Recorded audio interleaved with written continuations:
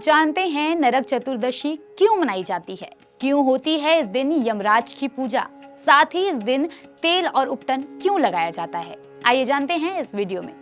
नमस्कार, मैं निशा मिश्रा और आप देख रहे हैं संस्कृति टीवी। दोस्तों, हिंदू धर्म में प्रत्येक वर्ष कार्तिक मास के कृष्ण पक्ष की चतुर्दशी तिथि को नरक चतुर्थी का पर्व मनाया जाता है। ये पर्व दिवाली से एक दिन पहले मनाया जाता है। इसे छोटी दिवाली के साथ साथ रूप चौदस और काली चतुर्दशी के रूप में भी जानते हैं।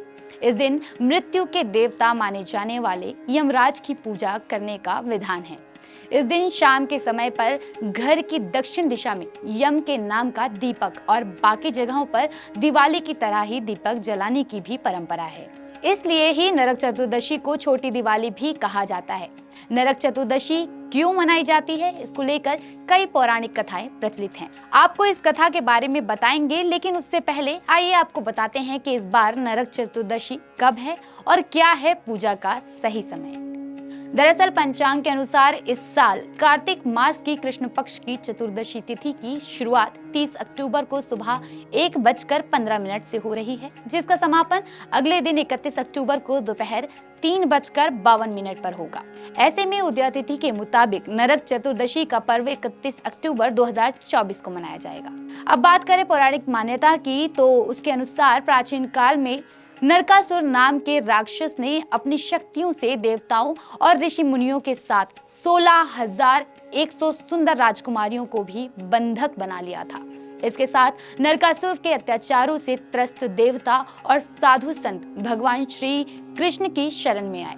नरकासुर को स्त्री के हाथों मरने का श्राप था, इसलिए भगवान श्री कृष्ण ने अपनी पत्नी सत्यभामा की मदद से कार्तिक मास के कृष्ण पक्ष की चतुर्दशी तिथि को नरकासुर का वध किया और उसकी कैद से 16,100 कन्याओं को आजाद करवाया।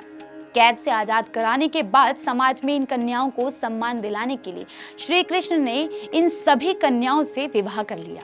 नरकासुर से मुक्ति पाने की खुशी में देवगण व पृथ्वीवासी बहुत आनंदित हुए। माना जाता है कि तभी से इस पर्व को मनाए जाने की परंपरा शुरू हो गई। नरक चतुर्दशी के दिन क्यों लगाते हैं तेल और उपटन, आइए इस बात पे भी गौर करते हैं। कहा जाता है कि जब श्री कृष्ण ने नरकासुर राक्षस का वध किया तो वध करने के बाद उन्होंने तेल और उपटन से स्नान किया था। तभी से इस दिन तेल लगाकर स्नान की ये प्रथा भी शुरू हो गई। माना जाता है कि ऐसा करने से नरक से मुक्ति मिलती है और स्वर्ग व सौंदर्य की प्राप्ति होती है। मान्यता के अनुसार नरकासुर के कब्जे में रहने के कारण 16,100 कन्याओं के उदार रूप को फिर से कांतिमय बनाने के लिए श्री कृष्ण ने प्रदान की थी। इसलिए इस दिन महिलाएं उपटन से स्नान कर 16 श्रृंगार करती हैं। माना जाता है कि इस दिन नरक चतुर्दशी के दिन जो महिलाएं 16 श्रृंगार करती हैं, उन्हें सौभाग्यवती और सौंदर्य का आशीर्वाद प्राप्त होता है। तो दोस्तों, उम्मीद है ये जानकारी आपको पसंद आई होगी। वीडियो कैसी लगी हमें कमेंट में जरूर बताएं और ऐसी ही अन्य जानकारी के लिए सब्सक्राइब कीजिए संस्कृति टीवी को।